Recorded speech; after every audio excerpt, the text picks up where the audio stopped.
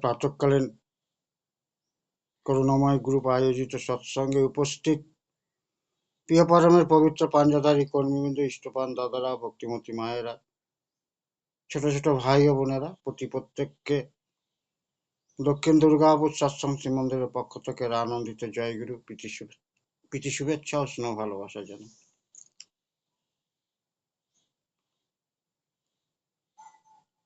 শ্রাবণ পরিক্রমা চলছে, দিকে দিকে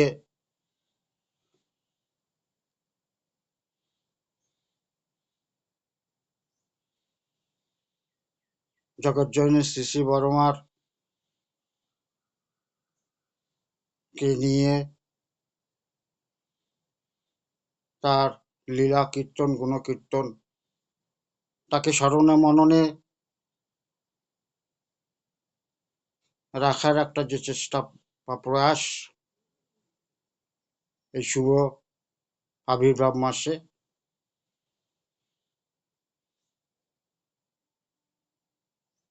পরম প্রেমায় শ্রী ঠাকুর অনুকূল চন্দ্রের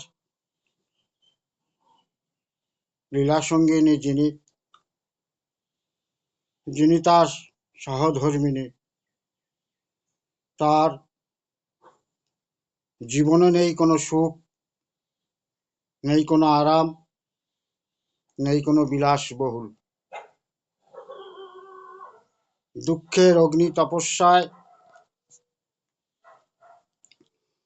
ভিতর দিয়ে একদিন তিনি শান্তি ও আনন্দ লোকে উত্তীর্ণ হয়েছিলেন।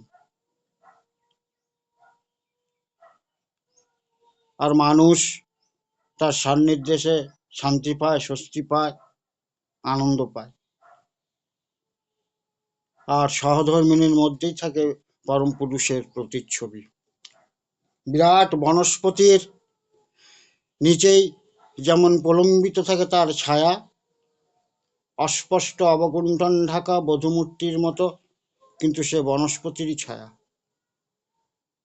পরম প্রেমায় শ্রী ঠাকুর অনুকূলচন্দ্র সৎসঙ্গ দেহঘরে জ্যোতি আশ্রমে ভক্ত জনবেষ্টিত হয়ে তিনি অবস্থান করছেন। হঠাৎ একদিন তিনি উপস্থিত ভক্তদের জিজ্ঞাসা করলেন,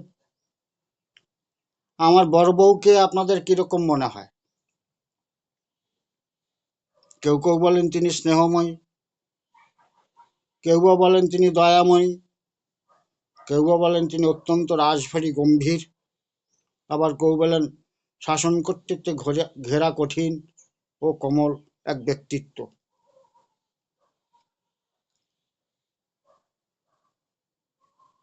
পরম প্রেমায় শ্রী ঠাকুর অনুকূলচন্দ্র ছোট্ট একটি কথার ভিতর দিয়ে তার অভিব্যক্তি প্রকাশ করলেন, আপনাদের ঠাকুর যদি নারী দেহ নিয়ে জন্মাতো, তাহলে তার যে রূপ হতো তা ওই বড় বউ। অর্থাৎ নারী দেহ আশ্রিত পরিপূর্ণ ঠাকুরের প্রতিরূপ। এই সম্পর্কে আমরা ত্রেতা যুগে চলে যাব। আমরা প্রত্যেকেই জানি ত্রেতা যুগে শ্রী ভগবান বিষ্ণু মর্যাদা পুরুষোত্তম রামচন্দ্র রূপে জন্মগ্রহণ করেছিলেন। পরবর্তীতে জনক রাজার দুহিতা সীতা দেবীর সঙ্গে তিনি বিবাহ বন্ধনে আবদ্ধ হন হরধনুভঙ্গের ভিতর দিয়ে। যখন সীতা দেবীর সঙ্গে রামচন্দ্রের বিবাহ সম্পন্ন হলো, তখন জনক রাজার যে উদ্যান বাটিকা ছিল, সেখানে হর পার্বতীর একটি মন্দির ছিল। প্রভু রামচন্দ্র এবং সীতা দেবী দুইজনে সেই উদ্যানে যখন ভ্রমণ করতে করতে পথে দুজনের কথোপকথনের ভিতর দিয়ে একটি শব্দই উঠেছিল।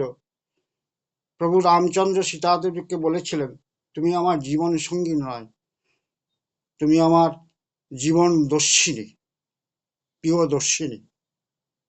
শ্রী ঠাকুরের কথা তো সেই প্রতিধ্বনি দেখতে পাওয়া যায়। তিনি একদিন কথা প্রসঙ্গে বলছেন, বড় বউ শুধু বড় খোকার মা না, আপনাদেরও মা, এবং সে আমারও মা, সেই একই প্রতিধ্বনি। তাই একদিন বড় মা তার এই স্বভাব সিদ্ধ দীপ্ত ভঙ্গিমায় তিনি যখন ঠাকুরকে প্রণাম করে চলে যাচ্ছেন, শ্রী ঠাকুর তার প্রীতিভরা কণ্ঠে বললেন, বড় বউ হলো পাহাড়ি সুন্দরী।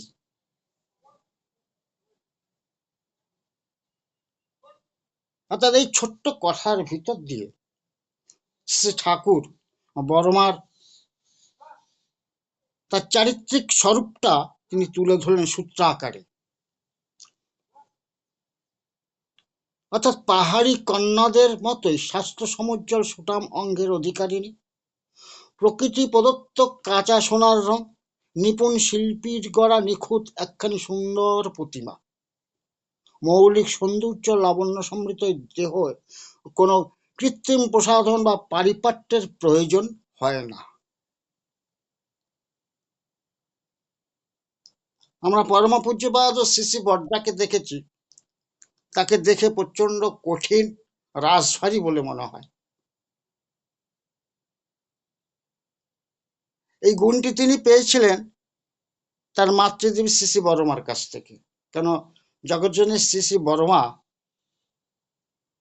সত্যি তিনি রাজভারী ছিলেন এবং খুব গম্ভীর প্রকৃতির ছিলেন, কথা কম বলতেন। কিরকম কথা বলতেন একটা উদাহরণ দিই। পরম পূজ্যপাদ শ্রী শ্রী বড়দার বেশ কিছুদিন ধরে শরীর অসুস্থ, প্রচন্ড জ্বর হয়েছে। শ্রী ঠাকুরের সমীপে আসতে পারছেন না। ঠাকুর খুব উদ্বিগ্ন, তার আদরের বড় খোকা অসুস্থ। জগৎজননী শ্রী শ্রী বড়মা তার আদরের বড় খোকাকে দেখতে গেছেন। দেখে এসে ঠাকুরের কাছে এসে বসলেন। ঠাকুর বললেন, বড় খোকা কেমন? শ্রী শ্রী বড়মা বললেন, ভালো। বলে, জ্বর কেমন? শ্রী শ্রী বড়মা উত্তর দিলেন, কম। বলে, মাথা যন্ত্রণা আছে? কম। গায়ে হাত পায়ে ব্যথা আছে? কম। তারপর শ্রী শ্রী বড়মা ঠাকুরকে প্রণাম করে চলে গেলেন। তা এই প্রসঙ্গে পরবর্তীতে শ্রী শ্রী ঠাকুর শ্রী শ্রী বড়মার কর্তব্য নিষ্ঠা,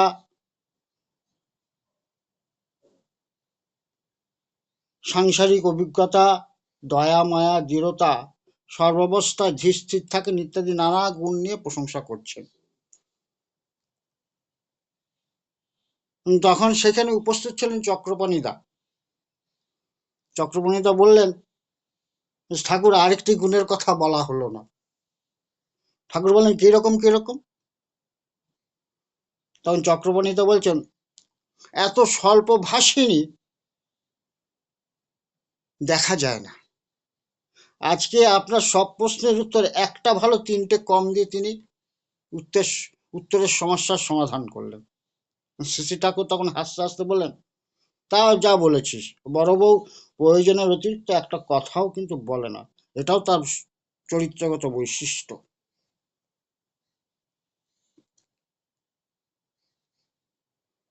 তার একটাই ধ্যান জ্ঞান ছিল জগৎজননী শ্রী শ্রী বড়মার, যে যার প্রিয় পরম যিনি, তাকে খুশিতে রাখা। তাই একদিন জগৎজননী শ্রী শ্রী বড়মা কথা প্রসঙ্গে বলছেন, দেখ, মেয়েদের চরিত্রে দুটো গুণ অবশ্যই চাই। একটা হচ্ছে সেবা প্রাণতা, আর ভালোবাসা দিয়ে সবাইকে ভরিয়ে দেওয়া। এই দুটো যদি মেয়েদের চরিত্রগত করতে পারে, সংসারে শান্তির অভাব হয় না। শান্তি বিরাজ করেই কি করে? আর যে সংসারে শান্তি বিরাজ করে সেখানে ভগবানের বসবাস, লক্ষ্মীনারায়ণের বসবাস। অত্যন্ত দামি কথা। আজকের বর্তমান সমাজে যেটা আমাদের প্রতিটি সংসারে অভাব।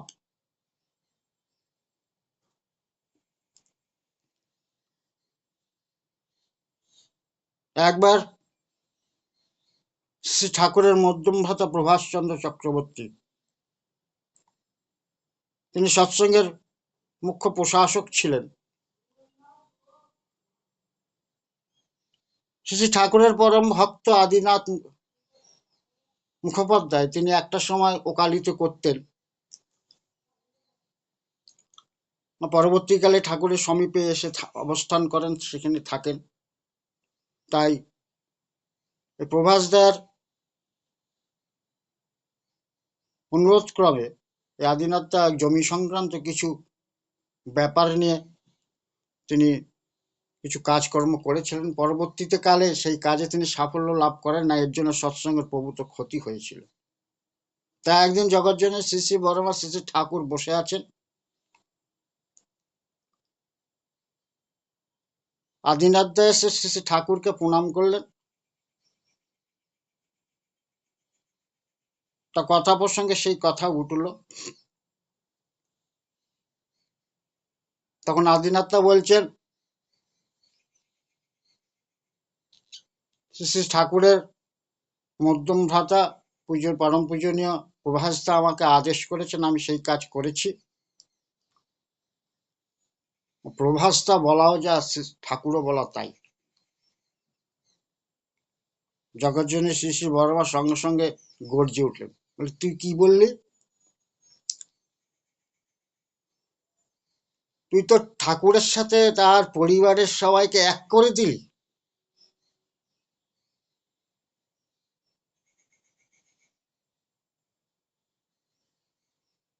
শ্রী শ্রী ঠাকুরের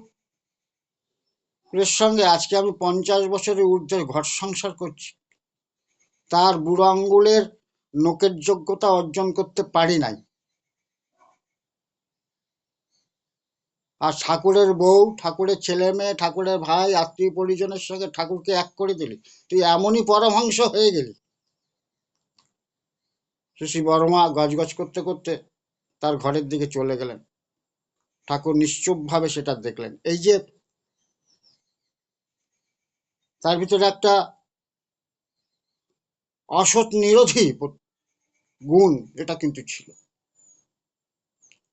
সৎসঙ্গের যা ক্ষতি হয়েছে সেটা সম্পর্কে তোকে কিছু বলছি না, বর্মা বলছেন, কিন্তু ঠাকুরের সঙ্গে তার পরিবারের সবাইকে এক করে দিল। এটা কিন্তু এখনো আমরা করি। শ্রী ঠাকুর অনুকূলচন্দ্র অপরমান বৈশিষ্ট্য বলে বেত্তা পুরুষ।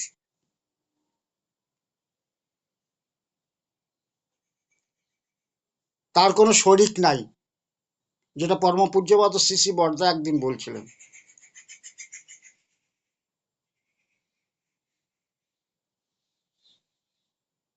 তিনি এক এবং অদ্বিতীয়। নরদেহে তিনি অবস্থান করেছেন, তাই মানুষের দেশে মানুষের বেশে তিনি মানুষের মতনই আচরণ করেন। তার আদি নাই, অন্ত নাই, তার পুত্র পরিবার বলে কিছু নাই।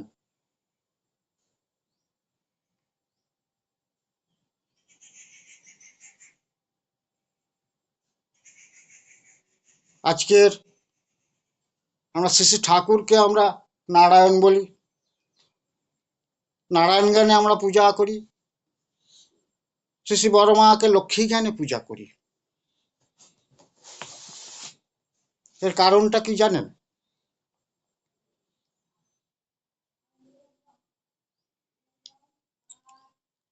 এর কারণটা হলো, যে সংসারে লক্ষ্মীর বসবাস, নারায়ণের বসবাস, অর্থাৎ লক্ষ্মীনারায়ণ যে সংসারে একসঙ্গে বসবাস করে সেটাই বৈকুণ্ঠ ধাম।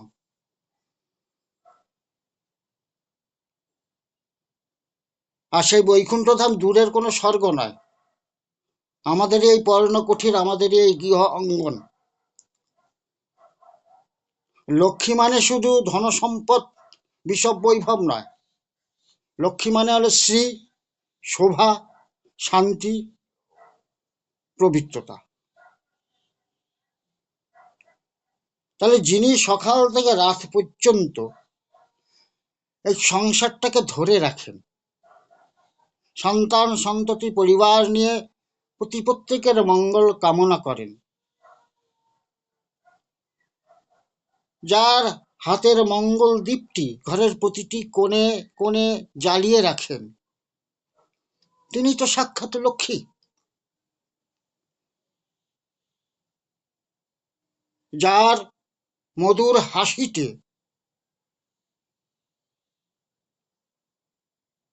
আমার ঘরে শ্রী ফুটে ওঠে, যার হাতের ছোঁয়াতে আমার রান্নাঘরটা অন্নপূর্ণা হয়ে ওঠে,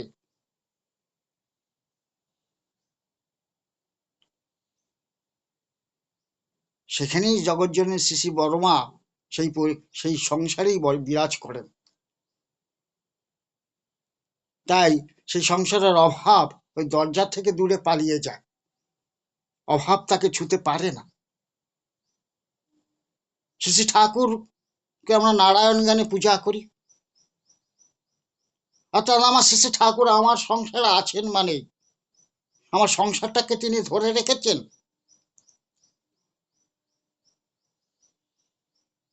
এই নারায়ণ কথার ভিতরে আছে, যিনি সকলকে আশ্রয় দেন, যিনি সকলের পালনকর্তা। শ্রী শ্রী ঠাকুর শুধু পাথরের বিগ্রহ নয় বা পটচিত্র নয়, তিনি ধর্মের পথে, সত্যের পথে, জীবনের পথে সবাইকে পরিচালিত করেন। সমস্ত বিপদে বটবৃক্ষের মতন সবাইকে আগলে রাখেন।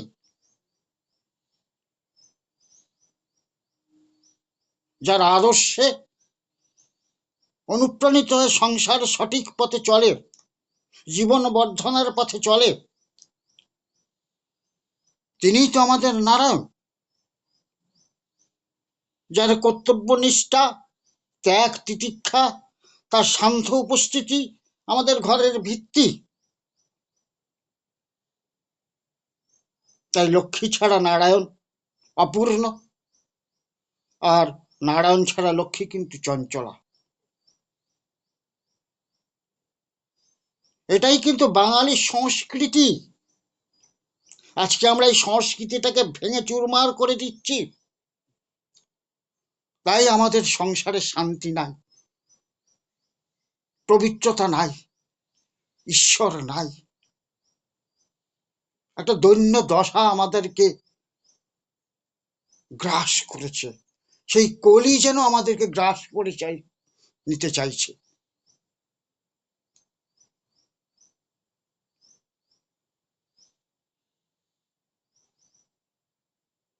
আসলে শ্রী শ্রী ঠাকুরকে আমরা যখন নারায়ণ বলি, শ্রী শ্রী বড়মাকে যখন লক্ষ্মী বলি, আসলে আমরা কি বলি, আমার বাড়ির ভারসাম্য বজায় আছে, আমার ঘরে প্রেম আছে, আমার ঘরে শান্তি আছে, আমার ঘরে ঈশ্বর আছে। এই ভাবনাটাই আমাদের এখনো ভাবতে হবে। আর এটাই আমাদের বাঙালি সংস্কৃতি। আর এই সংস্কৃতি কিন্তু আমাদেরকে বাঁচিয়ে রেখেছে। আমাদের এই ঘরের সকাল থেকে সন্ধে পর্যন্ত যে মায়েরা সংসারটাকে আগলে রাখেন, ধরে রাখেন, আমরা যেন তাদেরকে দেবী জ্ঞানে পূজা করি।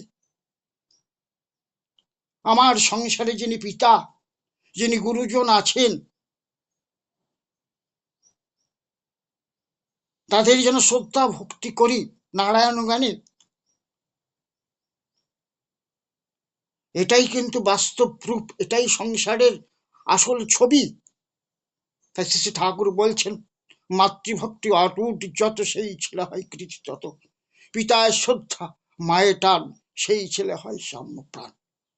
এটাই কিন্তু আমাদের সংস্কৃতি, এটাই সংসারের মূল ভিত্তি। আজকে সেটাকে আমরা হারিয়ে যেতে বসেছি। আর পরম পূজ্যপাদ শ্রী আচার্যদেব সেটাকেই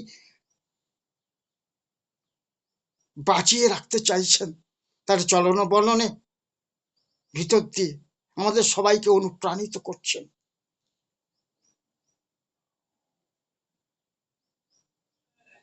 মাতা মনমোহনী দেবী দীর্ঘদিন ধরে অসুস্থ। কলকাতায় ঠাকুরের নির্দেশকে অমান্য করে তিনি কলকাতায় অবস্থান করেছিলেন। ঠাকুর আজকে উঠেছিলেন। দিনে দিনে তার শারীরিক অবনতি ঘটতে থাকে।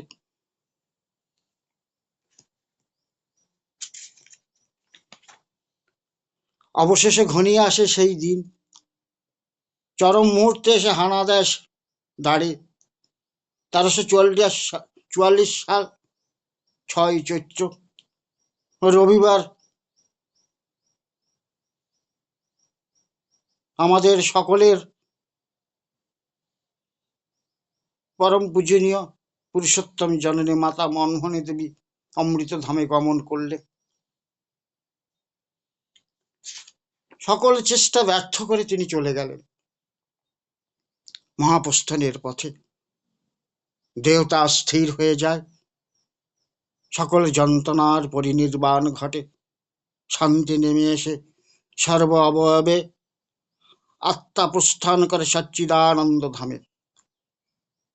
দাবানলের মতন খবর ছড়িয়ে পড়ল চারিদিকে। শ্রী ঠাকুরের কানেও পৌঁছায় সেই সংবাদ। খবর পেয়ে ছুটে এলেন শ্রী ঠাকুর। পিছু পিছু এলো তার ভাই বোনেরা, প্রবেশ করলেন, আছাড় খেয়ে পড়লেন ঠাকুর জননীর নিথর বুকের উপর। অসহায় শিশুর মতন তিনি কাঁদতে লাগলেন মাকে জড়িয়ে ধরে। আস্তে আস্তে নিজের শোককে প্রশমিত করে মুখ তুলে চাইলেন ঠাকুর। তিনি দেখলেন জননীর শিয়রে বসে আছে পাষাণ প্রতিমা একখানি,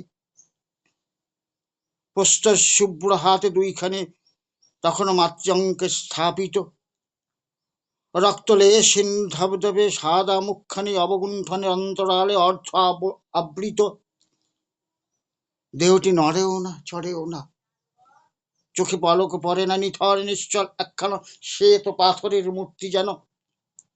পানের সারা মেলে না, স্পন্দন রয়েছে বোঝা যায় না, কেবল চোখের পাতা দুটো ফোলা, রক্তাভ, মাঝে মাঝে জল গড়িয়ে পড়ছে সেই রক্তকরবীর নিভৃত কোঠর থেকে।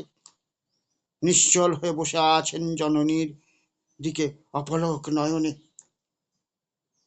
শ্রী ঠাকুর বড় বউ বলে চিৎকার করে উঠলেন। যে শোক সহ্যের ব্যাকুলতা ভেঙে পড়ল, বন থেকে বনান্তরে ঝনঝন করে উঠল সমস্ত।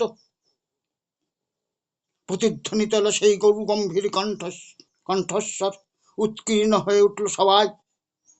থমকে দাঁড়ালো শোকের ব্যাকুলতা, পথ হারালো অশ্রু জলের বন্যা, থমকে গেল গুরু গম্ভীর মেঘের গর্জন।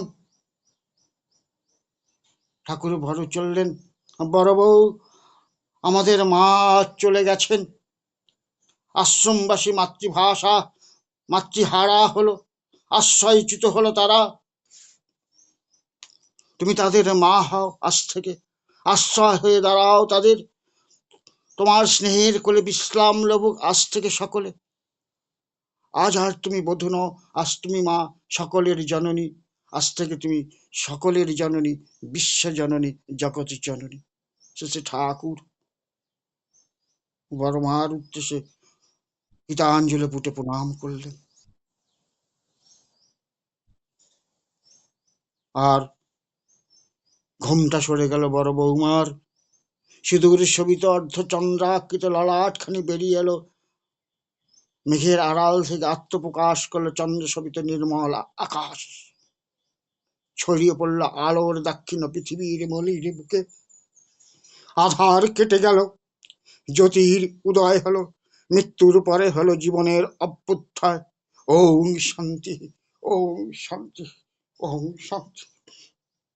ওম সর্বমঙ্গলে মঙ্গলে শিবে সর্বত্র সাধিকে শরণ্য ত্রম্বকে গৌরী নারায়ণী নমস্তুতে।